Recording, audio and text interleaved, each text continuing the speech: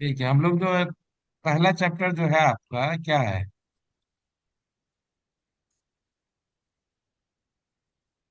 पहला चैप्टर ये क्या कहते हैं, पहले तो रिवीजन है वही सेल वाला। सेल का रिवीजन है तो उसको आप पढ़िएगा, हम उसको नहीं करेंगे बीच में। फिर कभी जरूरत पड़ेगा तो मैं जी पूछता जाऊंगा उसके बारे में। वो पढ़ चुके हैं हम लोग। सेम चीज है, उसको जी पढ़ के कोई नहीं है, ठीक है ना? तो हम लोग दूसरा चैप्टर शुरू जी। करेंगे, कैसा करेंगे? दूसरा दूसरा चैप्टर। चैप्टर से। दूसरा चैप्टर क्या है आपका? बुक लेके बैठे हैं ना? जी कॉपी? जी कॉपी में लिखना भी है, अगर कुछ मैं ऐसा बोलूँ तो लिख लेना है। भले टाइम लगे तो लग जाए, जी। कोई दिक्कत नहीं है।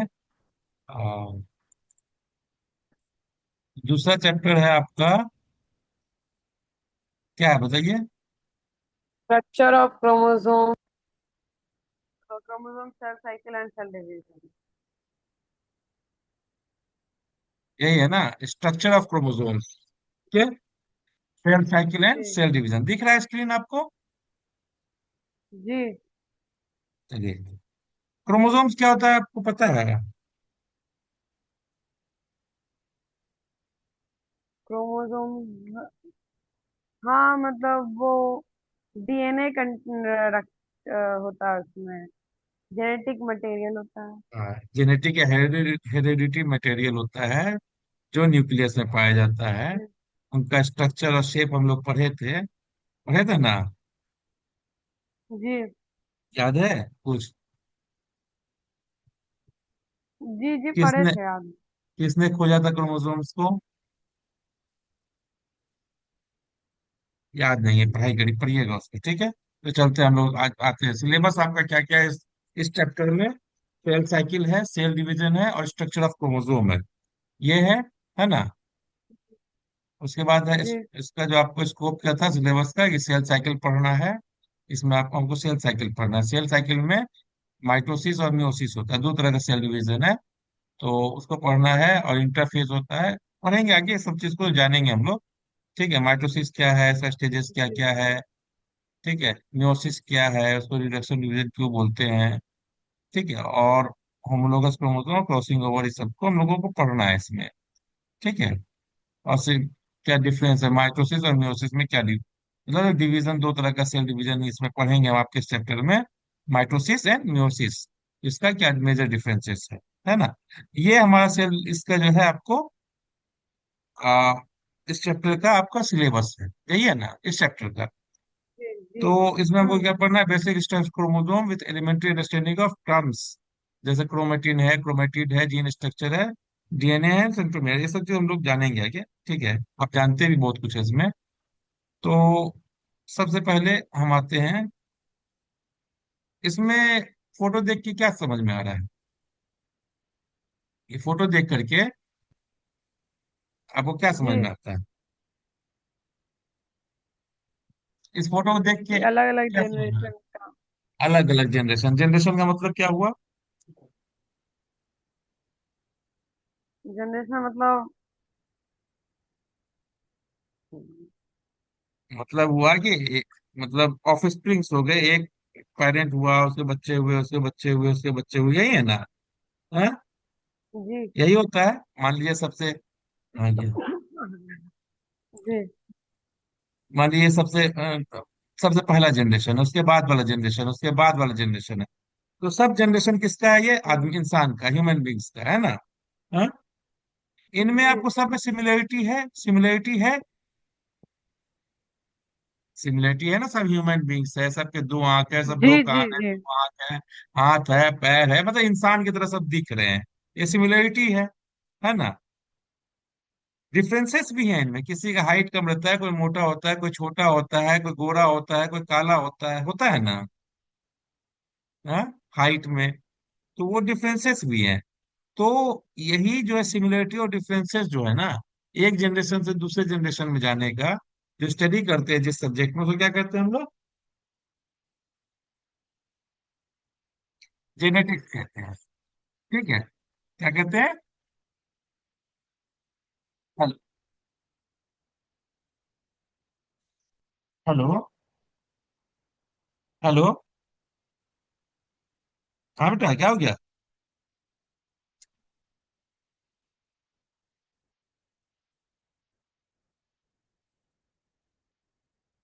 ओहो, डिस्कनेक्ट हो गया।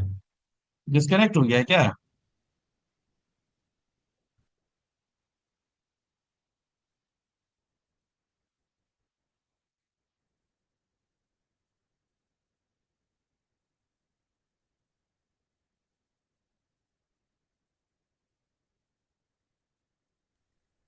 आ रहा है, आवाज आ रही है बेटा? जी हेलो? जी। आ रही है, डिस्कनेक्ट हो गए थे। जी हाँ, जी। डिस्कनेक्ट हो गए थे, ओके। अब आवाज क्लियर आ रही है? जी आवाज क्लियर आ रही है। तो ये हमारा तो जेनेटिक्स का था स्टडी, है ना? हाँ। जी तो शूटिंग को हटा देते हैं। ठीक है।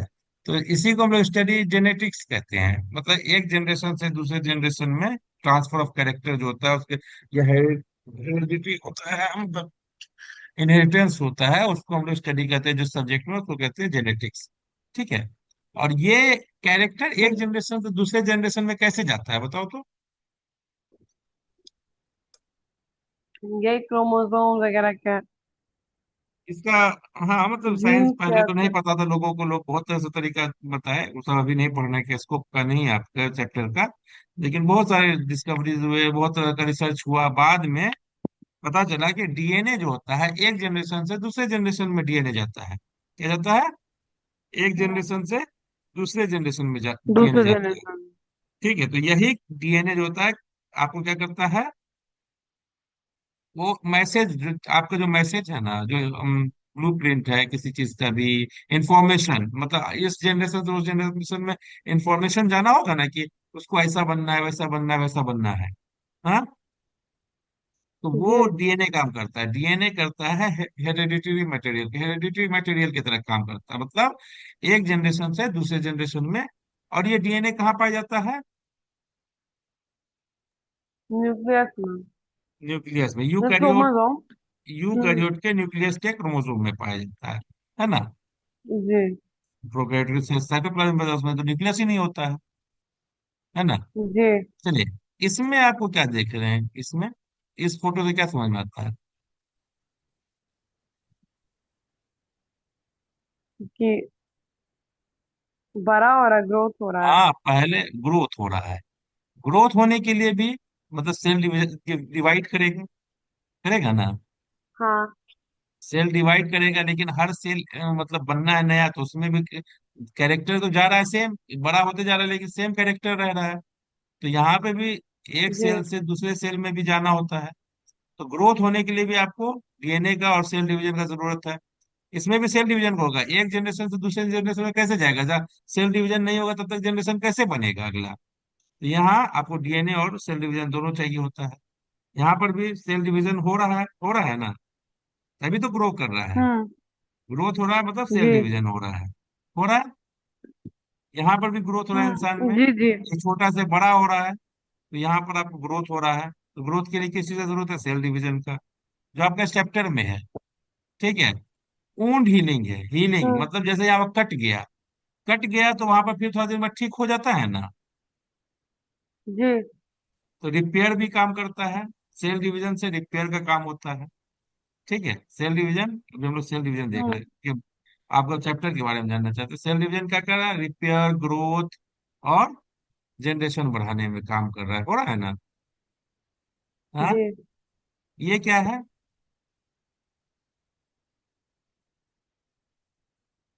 ये क्या बता सकते स्नेक हैं? शेल। स्नेक का स्किन है। ठीक है, स्किन है, इसके स्किन। जी। स्नेक जब बड़ा होता है ना साइज में, तो अपना आउटर जो स्किन को क्या बोलता है, छोड़ देता है, निकाल देता है, उसके ऊपर नया स्किन बनता है ना? हम्म। तो जी। यहाँ पर आपको मतलब नया स्किन, नया सेल बनने का भी प्रोसेस है बॉडी में, बनता है कि नहीं? देखिए, ये जैसे स्किन जी निकलना है, ये निकल रहा है ना स्किन यहाँ पर, तो ये जी। स्किन निकल रहा है, यहाँ से स्किन निकल रहा है, तो यहाँ पर मतलब नया स्किन डेवलप हुआ। इसके लिए सेल डिवीजन का जरूरत है ना? और सेम जी। कैरेक्टर रखना है तो डीएनए भी होना है वहां पर, मतलब जेनेटिक मटेरियल होना है। ये सारे एक्टिविटीज आपको कर बताने की क्यों बताया गया, तो सेल डिवीजन के बारे में, तो सेल डिवीजन क्या होता है, आपको बता सकते हैं सेल डिवीजन?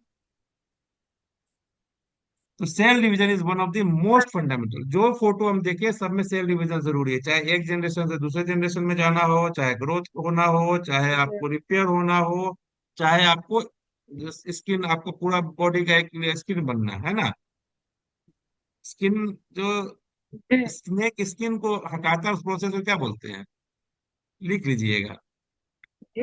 इसको हम लिखे नहीं है, किन स्किन को? जो शेड करता है, स्नेक जो स्किन को शेड करता है, शेडिंग होता है ना, हटना, जी उस प्रोसेस को क्या बोलते हैं? इक्डाइसिस। ECDYSIS, इक्डाइसिस बोलते हैं। कोई भी स्किन, नए पुराने स्किन का हटना, वहां पर नए स्किन का बनना, बगैर कटे छटे, मतलब वुंडिंग नहीं हो रहा है, मतलब अपना नया पुराना स्किन हट हम्म। जा रहा है, नया स्किन बनना, इसको बोलते हैं इक्डाइसिस। याद रखिए, ECDYSIS। ठीक है, लिख लीजिएगा उसको। इसीलिए भाई।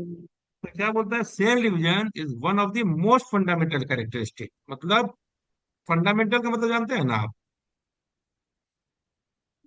जी। बेसिक। जैसे फंडामेंटल स्ट्रक्चर बेसिक, हाँ। था ना, cell structural functional unit. Fundamental मतलब जो बेसिक हो, उसके बगैर, मतलब सबसे छोटा, उसके बगैर होना ही नहीं है वो।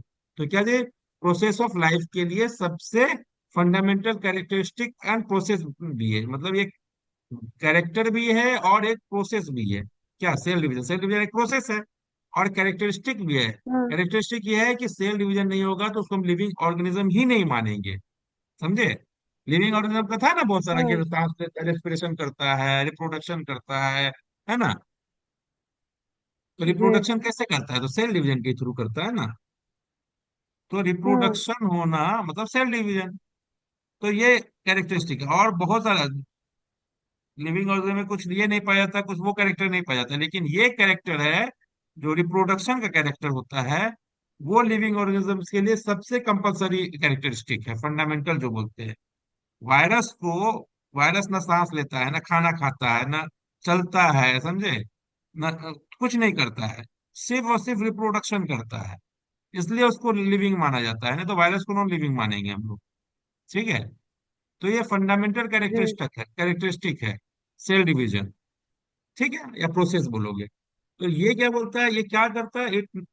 It is the method which enables life to perpetuate. Perpetuate मतलब क्या होता है बताओ तो? परपेचुएशन मतलब, ये सब वर्ड जानिएगा, लिख करके याद परपेचुएशन। रखिए। परपेचुएट, जाना। बढ़ना, बढ़ना, है ना। बढ़ना। परपेचुएट, एक से दो, दो जी। से चार, ऐसे होना परपेचुएशन कहलाता है ना। क्या कहलाता है? जी। परपेचुएशन। तो perpetuate generation after perpetuation. Generation, है ना।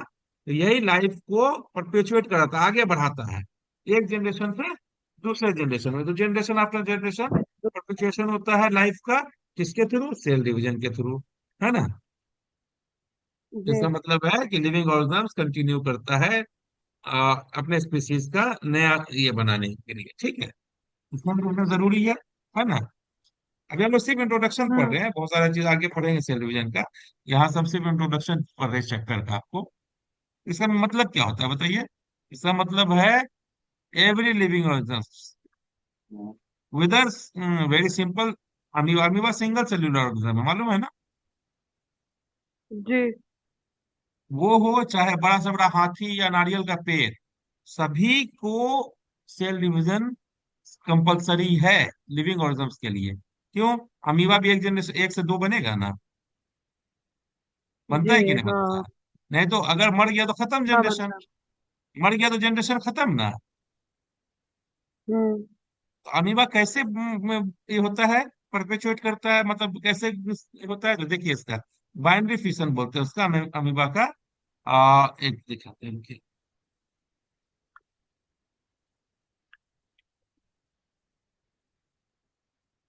ये अमीबा का, आप देखिए एक वीडियो देखिए, अमीबा कैसे सेल डिवाइड करता है अमीबा का। ठीक है, आप पहले एक वीडियो देख लीजिए इसका। नहीं आया, आया।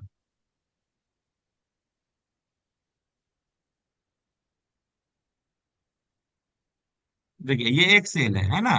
एक सेल ऐसे हुआ, उसका DNA अलग हुआ, अलग होकर दो सेल बना, दो सेल चार सेल बना। दिखा वीडियो आपको? हाँ, हम्म। फिर से दिखाएं? जी। फिर से दिखाएं? नहीं, नहीं, दिख गया। ठीक है ना। तो ये है अमीबा, एक सेल से दो सेल होता है। दो सेल से चार सेल होगा। उसी तरह हर सेल डिवाइड करता है। अमीबा अकेले रहता है तो एक जनरेशन, एक सेल से जब दो सेल होता है तो जनरेशन बन जाता है। और एलिफेंट में छोटा से बड़ा होने के लिए सेल, अलग अलग ऑर्गन के सेल्स बढ़ेंगे, मल्टीप्लाई करेंगे, बढ़ेंगे तो उसका ऑर्गन बड़ा होगा। तो चाहे स्किन बड़ा हो, आँख कान नाक सब बड़ा होता जाएगा तो बड़ा होगा। तो बड़ा कैसे होगा? सेल डिवाइड करके। कैसे करके? नंबर ऑफ सेल्स बढ़ेगा ना उसमें। हम्म। हम्म।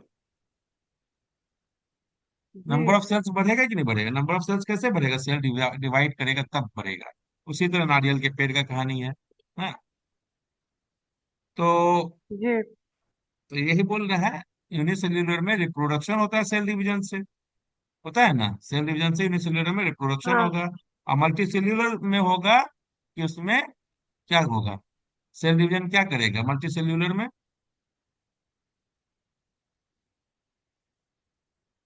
सेल मल्टी सेल्यूलर में वही ग्रोथ के लिए। ग्रोथ होगा। और क्या हो सकता है? हम्म, वुंड हीलिंग होगा। रिपेयर हाँ, रिपेयर वुंड हीलिंग रिपेयर होगा। Repair repair. और कुछ हो सकता है। जी। जनरेशन में रिप्रोडक्शन। बढ़ाने में। यूकैरियोट का जनरेशन कैसे बढ़ेगा? जब एग सेल और स्पर्म सेल मिलेगा, वो जी। भी तो सेल डिवीजन से ही बनता है ना। जी। तो वहां का भी जनरेशन बढ़ता है। तो देखिए, ये है ग्रोथ होगा, रिपेयर ऑफ डैमेज टिश्यूज होगा, और रिप्लेसमेंट ऑफ ओल्ड सेल्स होगा, और और रिप्रोडक्शन होगा। लास्ट वो नहीं लिखा हम्म। है। ये तीन फोटो जो हमने जो लिखा था, वो ग्रोथ होता है जो बच्चे से बड़ा हो रहा है, पौधा। देखा था, छोटा से बड़ा होते जा रहा है या बच्चा से जी। बड़ा बच्चा होते जा रहा है। वो ग्रोथ। रिपेयर हाँ। ऑफ डैमेज टिश्यू, कटा हुआ था तो वहां पर रिपेयर हो रहा है। रिप्लेसमेंट ऑफ ओल्ड सेल्स, जो स्किन शेड कर रहा है, स्नेक कर रहा है ना, एक डायसिस हो रहा है जो। हम्म। बच्चों में भी देखो ना, जो न्यू बॉर्न बेबी होता है ना, जैसे सर वगैरह में देखो, ये कभी कभी हम्म। गाल उसका स्किन शेड करता है। तो देखे हो कभी? ध्यान देना कभी। हाँ, कभी, हाँ, थोड़ा सा। हाँ। तो रिप्लेसमेंट ऑफ ओल्ड सेल्स होता है। अब हम हाँ। आपका अभी हम लोग सिलेबस के बारे में डिस्कस कर रहे हैं, हम डिटेल में नहीं जा रहे हैं, डिटेल में भी जाएंगे। पहले इतना चीज जान जाइए आप। पहले बेसिक बेस का ये है, क्रोमोसोम का काम क्या होता है सेल डिवीजन में। क्रोमोसोम क्या करेगा सेल डिवीजन में? क्रोमोसोम कंडेंस करता है ना, क्रोमैटिन जो बनाता है। नहीं, सेल डिवीजन में क्या काम करेगा? देखिए, क्रोमोसोम जो होता है वो सेल डीएनए रखता है। डिवीजन में डीएनए अपना। रखता है, सारा जी। इंफॉर्मेशन वही रखता है। तो सेल डिवीजन होने के प्रोसेस को भी वही कंट्रोल करेगा, मतलब वो पूरा पहले अपना काम ही कर देगा। दूसरा है, वो सेल डिवीजन के समय में जी। क्या करता है? डिवाइड होता है कि बराबर बराबर जाए ना। एक सेल में जाएगा, दूसरे सेल में नहीं जाएगा तो सेल नहीं ना रहेगा। जिस सेल में क्रोमोसोम या डीएनए नहीं रहेगा, वो सेल ही नहीं रहेगा। हम्म। है कि नहीं? हाँ।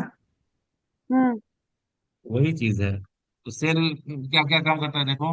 The most conspicuous event occurring during cell division are related to chromosomes. सबसे ज्यादा जो अगर हम सेल डिवीजन पढ़ेंगे ना, तो आप देखिए, जब सेल डिवीजन पढ़ेंगे तो ध्यान दीजिएगा उसको, कि सबसे जरूरी चीज होता है वो उसका क्रोमोसोम से रिलेटेड। ठीक है, क्रोमोसोम जो होता है क्या करता है? हेरिडिटी मटेरियल रखता है। ठीक है। और वो कैसे डिवाइड करके दोनों सेल में जाता है, वो मेन बात होता है। अगर आधा अधूरा चला गया है, कम हो गया, तो वो सेल म्यूटेट हो जाएगा। है ना? जी। हो सकता है कुछ कैरेक्टर ना जाए तो मर जाए सेल, ऐसा भी हो सकता है ना। हाँ। तो क्रोमोसोम क्या करता है? क्रोमोसोम रखता है जीन्स और डीएनए। ठीक है, जो हेरिडिटी इंफॉर्मेशन को कैरी करता है। हेरिडिटरी इंफॉर्मेशन समझ गए हैं ना? जी। जी। समझते हैं? हाँ। मतलब कैरेक्टरिस्टिक को ट्रांसफर करने का जो प्रोसेस होता है उसको हेरिडिटरी बोलते हैं। मतलब इंफॉर्मेशन ही हुआ, कैरेक्टरिस्टिक ही हुआ, है ना। आपका एक सेल से दूसरे सेल में जी। इंफॉर्मेशन जाना होगा ना, कि भैया तुमको इंसान का ही सेल बनना है, तुमको प्लांट का ही सेल बनना है, तुमको आम के पेड़ का है तो या कोकोनट के पेड़ का है तो कोकोनट का पेड़ का ही सेल बनना है। तो क्यों? क्योंकि उन्हीं के जीन्स को वैसे जीन जाएगा, है कि नहीं है? वैसा ही इंफॉर्मेशन जाना है। तो क्रोमोसोम का काम वही होता है कि सभी सेल में जाए। सेल डिवाइड करता है, उसके पहले जो है क्रोमोसोम अपने आप को कॉपी बना लेता है कि भैया आधा इधर जाना है, आधा उधर जाना है। तभी ना होगा, सब सेल एक जैसा होगा। हाँ। जी। एक सेल डिवीजन का प्रोसेस है माइटोसिस, जो पढ़ेंगे हम लोग। उसमें क्या होता है, उसको हम बोलते हैं क्या बोलते हैं उसको, इक्वेशनल डिवीजन, मतलब बराबर होता है। जितना सेल मदर सेल में होता है जितना, उतना ही दोनों के पेरेंट सेल में होता है, सॉरी, ऑफस्प्रिंग में होता है, नेक्स्ट जनरेशन में क्रोमोसोम जाता है। और एक होता है न्यूक्लियस, जिसमें आधा क्रोमोसोम जाता है। वो होता है, वो हम लोग पढ़ेंगे। तो जब बराबर बराबर सेल जाना है तो हर सेल को तो डुप्लीकेट होना पड़ेगा ना। हाँ हाँ। आपको एक हेलो। हेलो, आवाज आ रही है? जी बोल रहे हैं कि जी। जी। आपको स्कूल में कुछ जो है नोट्स दिया गया। ठीक है। बोला गया कि इसको बराबर, हम्म सबको बराबर बराबर बांट देना है। तो क्या करिएगा, सबका जेरोक्स कराइएगा, कराइएगा ना। हम्म। अब मान लीजिए दो लोग को देना है, तो एक जेरोक्स कराइएगा, अपने पास रखिएगा, एक उसको दीजिएगा। तीन लोगों को देना तो तीन जेरोक्स कराना, चार लोगों को देना तो चार जेरोक्स कराइएगा, रहिएगा ना। जी हाँ? तो वो माइक्रोसेस डिवीजन हो गया एक तरह का, दो लोगों में बांटना है आपको। एक अपने पास रखिएगा, एक एक जेरोक्स करा लीजिएगा। तो क्या करे, कॉपी किए, डुप्लीकेट किए, उसको किए ना। हाँ। वैसे ही माइटोसिस में हर क्रोमोसोम डुप्लीकेट होता है। डुप्लीकेट होगा और एक एक सेल में चला जाएगा, एक दूसरा सेल में चला जाएगा, डिवाइड हो जाएगा, है ना। जी पढ़ेंगे मतलब माइटोसिस पढ़ेंगे हम, अभी सिर्फ उसका इंट्रोडक्शन हो रहा है, क्या क्या पढ़ना है। और इसको याद करते रहिएगा, अगर बीच में कोई कुछ छूट गया या नहीं समझ में आया आगे, तो उसे पूछना भी है ना। जी इसका मतलब क्या हो गया कि हर डॉटर सेल में सेम नंबर ऑफ क्रोमोसोम जाता है जो मदर सेल में पाया जाता है ना। और सेम टाइप ऑफ क्रोमोसोम जाता है। ओके। जी। हम्म। तो ये सेल डिवीजन का प्रोसेस का है। तो ये क्यों जरूर इंपॉर्टेंट है, क्यों इंपॉर्टेंट है सेल डिवीजन, आगे जाएंगे तो पढ़ेंगे इससे।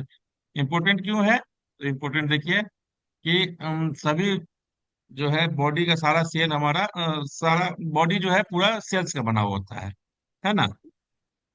तो सभी को जी काम करना है, क्योंकि वो बेसिक फंडामेंटल और स्ट्रक्चरल यूनिट है सेल। तो उसको इन्फॉर्मेशन होना है ना कि भैया हमको क्या करना है। तो इन्फॉर्मेशन होने के लिए क्या चाहिए, उसको जेनेटिक मटेरियल चाहिए। जेनेटिक मटेरियल कहाँ से आता है, डीएनए से। डीएनए कहाँ पाया जाता है, क्रोमोसोम्स में। ठीक है। तो अब आपको देखिए, स्किन जो सेल्स होता है, मसल सेल्स होता है, लीवर सेल्स होता है, सब एक जैसा होता है, खाली वो अपना जो इन्फॉर्मेशन होता है कि आपको स्किन सेल बनना है, तो वो एक्टिव होता है जीन। जीन जो एक्टिव होगा वो वैसा सेल्स बना देगा। ठीक है। तो all the sales contain same chromosome number. हमारे बॉडी का, आप याद रखिएगा, हमारे बॉडी में हर पार्ट में डीएनए जो होता है ना, क्रोमोसोम सेम होता है, एक जैसा। हमारे में 23 पेयर्स होते हैं, मतलब 46 क्रोमोसोम्स होते हैं आदमी में। तो हर सेल में आपका कोई भी बॉडी का सेल अगर वो लिविंग है, आरबीसी को छोड़ के, आरबीसी में न्यूक्लियस नहीं पाया जाता है ना। ठीक है, याद रखिएगा। तो जी आरबीसी को छोड़ के सारे बॉडी के सेल्स में हमारे किस क्या पाया जाता है, क्रोमोसोम पाया जाता है। ठीक है। और इक्वल नंबर पाया जाता है, किसी हम्म, में कम या ज्यादा नहीं होता है। अगर 46 है तो सभी में 46 होगा। और एक जैसा होगा, सारे का सीक्वेंस जो होता है ना, एक जैसा होगा क्रोमोसोम का, डीएनए का। ठीक है। हमारे आप कहीं का भी जी अगर डीएनए निकाल लिए तो एक जैसा होता है। डॉग का कहीं किसी भी सेल्स का निकाल लीजिए तो सब एक जैसा होगा। नारियल के पेड़ का, लेकिन हाँ ये आपस में हाँ, इंसान का, डॉग का, नारियल के पेड़ का, हाथी का, अमीबा का, ये सब डिफरेंस हो सकता है इनके में।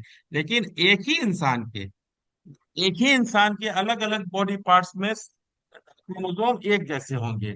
हाँ, अब हमारे में हमारे फादर में कुछ डिफरेंस हो सकता है, इसीलिए तो हम लोग अलग दिखते हैं, है कि नहीं है। जी हाँ।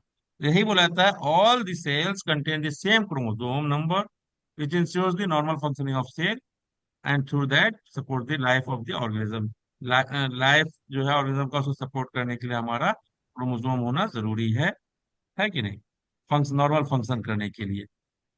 ठीक है। तो व्हाट आर क्रोमोसोम्स, क्रोमोसोम्स क्या होता है। हाँ, ये highly coiled ribbon like structure होता है। चलिए एक देख लीजिए, वीडियो देखिए पहले। हम वीडियो देखते हैं क्रोमोसोम, फिर जी। आगे पढ़ते हैं, फिर पढ़ेंगे आगे फिर उसको। ये देखिए, ये ऐसा स्ट्रक्चर होता है जो क्रोमोसोम कहलाता है ऐसा स्ट्रक्चर। ये डीएनए है ना, ये डीएनए। ये हिस्टोन हाँ, ये डीएनए है। प्रोटीन है, ये हिस्टोन का प्रोटीन है। अब ये क्या होता है, ऐसे डीएनए हिस्टोन के चारों तरफ रैप हुआ, है ना, हम्म। न्यूक्लियोसोम कहलाया। अब वो न्यूक्लियोसोम फिर आपको मुड़ते मुड़ते मुड़ते ऐसे बन जाता है क्रोमोसोम। समझे? देखिए, हम्म। हम्म। अब देखिए, ये क्रोमोसोम एक क्रोमोसोम है। ये क्रोमोसोम हमको ऐसा क्रोमोसोम सिर्फ दिखता है कब, जब हमारा सेल डिवाइड कर रहा होता है, तभी इतना कॉम्पैक्ट होता है डीएनए। डीएनए खुला नहीं है, इसमें बहुत कॉम्पैक्शन है। ये क्रोमोसोम जो है ना, इसमें बहुत कॉम्पैक्शन है। कॉम्पैक्शन क्या है, इसमें डीएनए पाया जा रहा है। ठीक है, इसमें आपको देखिए तो हम्म। ये ऐसा डीएनए पाया जाता है कि ये डीएनए का स्ट्रक्चर है। आप लोग पढ़ेंगे, आपको इस चैप्टर में डीएनए ही पढ़ना है। तो ये एक डीएनए होता है, डीएनए ऐसा खुला हुआ सीक्वेंस है। ठीक है, तो ये डीएनए जो सबसे खुला हुआ फॉर्म हो गया आपका क्रोमोसोम का। अब ये डीएनए बहुत तरह से मुड़ा होता है। बोला जाता है कि अगर आप के बॉडी के सारे डीएनए को निकाल के जोड़ के लंबा कर दिया जाए ना, ठीक है, तो वो यहाँ से आप नेपच्यून तक पहुंच जाइएगा। या फिर अर्थ के इसको 200-300 बार राउंड कर देगा। ओ। अर्थ को 200-300 बार या उससे ज्यादा, कितना मिलियन बार हो सकता है। आपके पूरे सेल्स को निकाल के डीएनए को अगर कर दे तो रैप कर देगा। आपके एक सेल में 1 मीटर से ज्यादा लंबा डीएनए होता है। एक क्रोमोसोम पूरा अगर क्रोमोसोम को जोड़ लिया जाए आपके एक सेल से निकाल करके, तो 1 मीटर से ज्यादा लंबा होता है। आप सोचिए, 1 मीटर से ज्यादा लंबा चीज आपके इतने छोटे से न्यूक्लियस में कैसे फॉर्म है अंदर में। तो अंदर में फोल्डिंग होता है, ये डीएनए पॉइंट। फोल्ड होता है। फोल्ड कैसे होगा, अब धागा फोल्ड करने के लिए आप क्या करते हैं बताइए तो।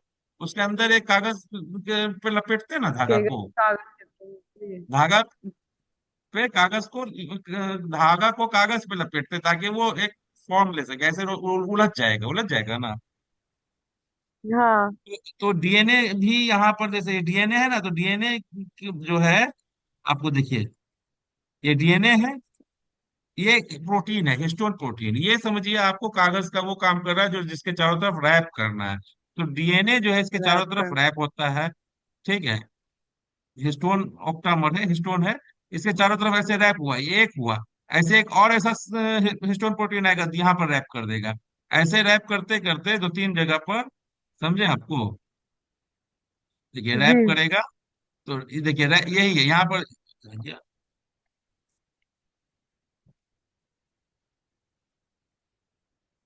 ठीक है, ये रैप करेगा आपको। यहाँ पर दिख रहा है ना ये वाला स्ट्रक्चर, ये 10 मिनट में बंद होगा तो फिर जी। आ जाइए रेसिप पे, 10 मिनट में आएगा फिर रेसिप पे। तो ये रैप कर करके आपको स्ट्रक्चर बनाए, फिर रैपिंग, ये रैपिंग एक दूसरे पर ओवरलैप हुआ। ये ओवरलैपिंग फिर ओवरलैप होकर के ऐसा बन गया स्ट्रक्चर। और ये और कॉम्पैक्ट, ये देखिए इतना बड़ा स्ट्रक्चर यहाँ पर से निकाला गया है, इससे इतना निकला है। उसी तरह एक पूरा क्रोमोसोम पूरा आपका बनता है, ऐसे ऐसे करके हमारे सेल में 46 क्रोमोसोम्स है। ठीक है, तो ये क्रोमोसोम क्या है। हम्म। अब देखिए, अब ये चीज आप समझ गए ना, अब इसको हम बंद करते हैं। तो आप समझिएगा आप इसको। तो when a normal unstained living cell is seen under light microscope, अगर हम अपने किसी कोई भी लिविंग सेल को माइक्रोस्कोप के अंदर देखें ना, बगैर स्टेनिंग किए हुए, बगैर कोई डाई डाले हुए, बगैर कोई कलर डाले हुए, तो हमको कैसा दिखेगा, खाली हम्म। न्यूक्लियस दिखेगा एक गोल ऐसा, समझे ना। और उसके अलावा हम्म। हमको कुछ नहीं जी। दिखेगा। वो उसके अंदर का जो है ना वो नहीं दिखेगा, क्या क्रोमोसोम नहीं दिखेगा, क्रोमोसोम दिखेगा, नहीं। क्रोमोसोम नहीं दिखेगा। तो उसके लिए हमको क्या चाहिए, स्पेशल स्ट्रक्चर ये चाहिए, डाई चाहिए होता है। ठीक है, हाँ। तो क्यों, क्योंकि अंदर का जो होता है सारा ट्रांसपेरेंट होता है, अगर स्टेनिंग नहीं कर रहे हैं तो हमको दिखेगा नहीं। तो उसके लिए क्या करना होता है, हम एक सुटेबल डाई यूज करते हैं जो क्रोमोसोम को स्टेन करता है, और उसको हम लोग क्रोमोसोम को देखते हैं किसमें, माइक्रोस्कोप में। और जितना पावरफुल माइक्रोस्कोप उतना अच्छा। ठीक है, तो अब देखिए ये जो है, हम्म। ये ओनियन सेल का पील है। कभी मौका मिलेगा ना, अगर माइक्रोस्कोप रहेगा तो हम आपको दिखा देंगे ये वाला प्रोसेस करके। ऐसा दिखता है ना, ये न्यूक्लियस है, गोल गोल जो दिख रहा है ना आपको, न्यूक्लियस ओनियन का सेल है, हम्म। ये न्यूक्लियस है। ठीक है, क्या है, न्यूक्लियस। न्यूक्लियस है। न्यूक्लियस के अंदर आपको कुछ नहीं दिख रहा है, क्यों अभी, क्योंकि वो आपको बहुत छोटा है, उसका जूम उतना नहीं किया गया है डाई। और क्रोमोसोम को डाई नहीं किया गया, ये न्यूक्लियस के न्यूक्लियर मेम्ब्रेन को डाई किया है ना। ये स्ट्रक्चर क्रोमोसोम के हाँ लिए हाँ। अलग डाई होता है। तो क्रोमोसोम को डाई करने के लिए फिर वो अलग होता है।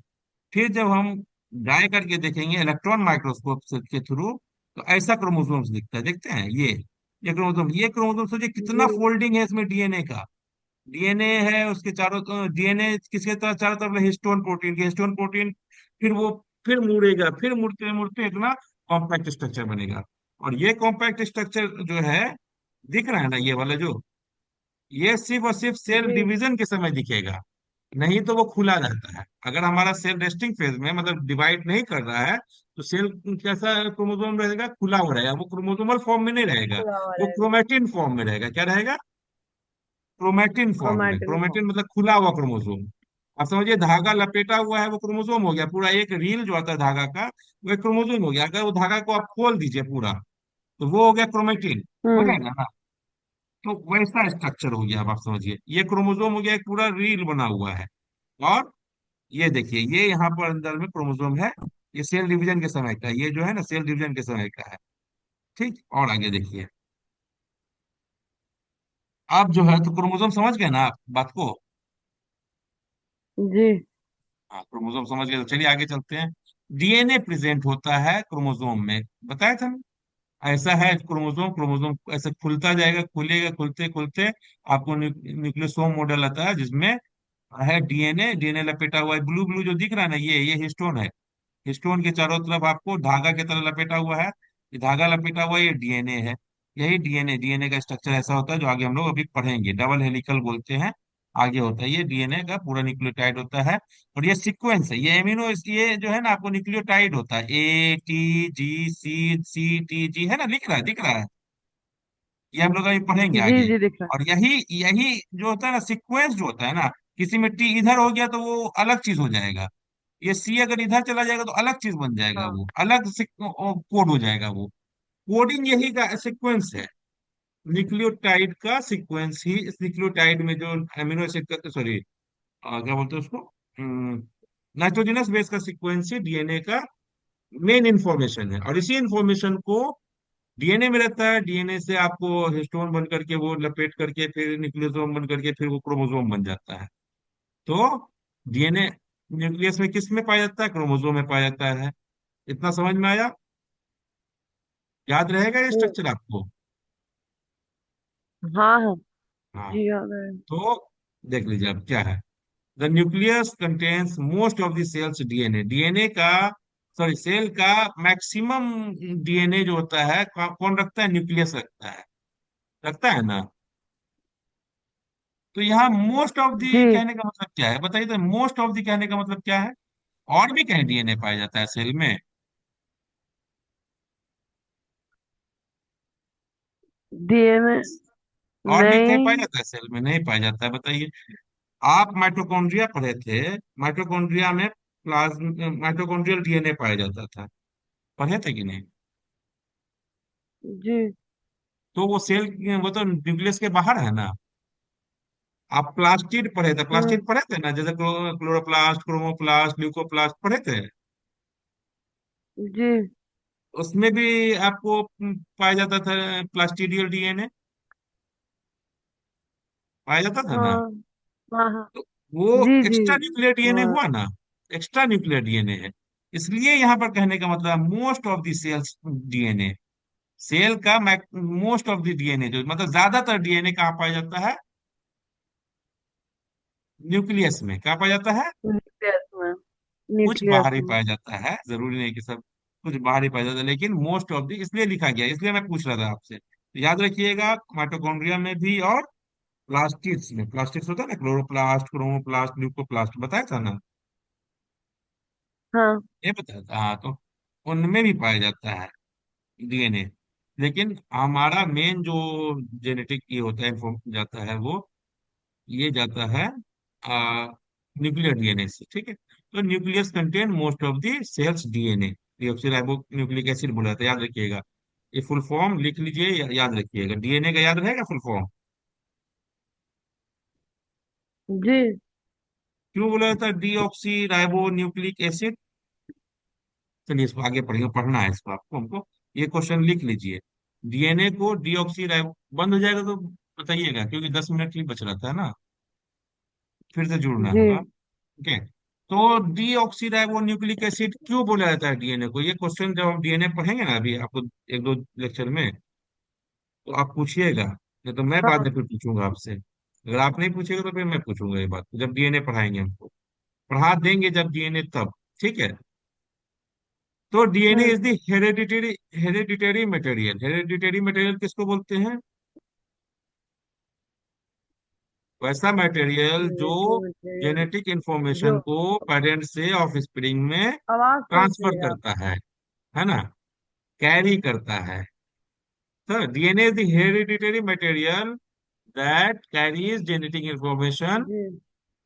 From parents to offspring. हो गया ना? चलिए आगे चलते हैं। आवाज कट रही है अंकल आपकी फिर से। आवाज कट रही है, अब आ रही है? हेलो? हाँ, थोड़ी थोड़ी। आ रही है, अब लगता है टाइम हाँ, भी ज्यादा। आ रही है लेकिन बीच में कट जा रही थी। बीच में कट जा रहा है, अच्छा ठीक है, नेटवर्क आपको ही होगा। अब ठीक है। DNA is not present loosely, present नहीं होता, लूजली प्रेजेंट नहीं होता है डीएनए, पता है नहीं, दिख रहा है ना आपको? पहले डीएनए ऐसे रहता था, जैसे पूरा टाइटली जो है यहाँ पर क्रोमोसोम जी। में, लूजली तो नहीं है। ठीक है। It is organise into separate thread like unit called chromosomes. कैसे पाया जाता है? सेपरेट थ्रेड लाइक यूनिट में, वो क्रोमोसोम कहते हैं। डीएनए लूजली ऐसे खुला हुआ नहीं क्रोमोसोम। पाया जाता है, तो क्रोमोसोम में पाया जाता है। आगे आएंगे क्रोमोसोम किसको बोलते हैं हम लोग। सो न्यूक्लियस कंटेन्स डीएनए, और DNA is arranged to chromosomes, ये है ना मेन। ये समझ में आया कि नहीं आपको? हेलो? जी। आ गया, बढ़े आगे, हाँ, बोलिएगा हेलो बीच में। जी। हाँ बोलिए, जी। बीच में नहीं बोलिएगा तो हमको लगेगा कि अब समझ में नहीं आ रहा है। तो क्रोमोसोम किससे बना होता है, आप समझ में आया? आप बताइए क्रोमोसोम किससे बना होता है, इतना हमने बोला, अब आप बताइए क्रोमोसोम किससे बना होता है। डीएनए से deoxyribo nucleic acid. DNA histone protein है ना, इसी से ना पहले बना हाँ, होता है। हिस्टोन प्रोटीन से न्यूक्लियस जी। डीएनए से तो देख लीजिए अब आके, डीएनए ये मैगी की तरह दिख रहा है, वो नूडल्स दिख रहा है इसमें, एक प्लेट पे कटोरा में, हम्म। एक कटोरा आपको न्यूक्लियस हो गया। वो मैगी जो है वो क्रोमेटिन है, क्या है? क्रोमेटिन। क्रोमैटिन। क्रोमोसोम फूला हुआ है ना, क्रोमोसोम फूला हुआ है। ये क्रोमेटिन जो है आपको क्या कहलाता है? न्यूक्लियोसोम कहलाता है, जो बहुत टाइटली क्लोज्ड है डीएनए और हिस्टोन प्रोटीन को लेकर के, है ना।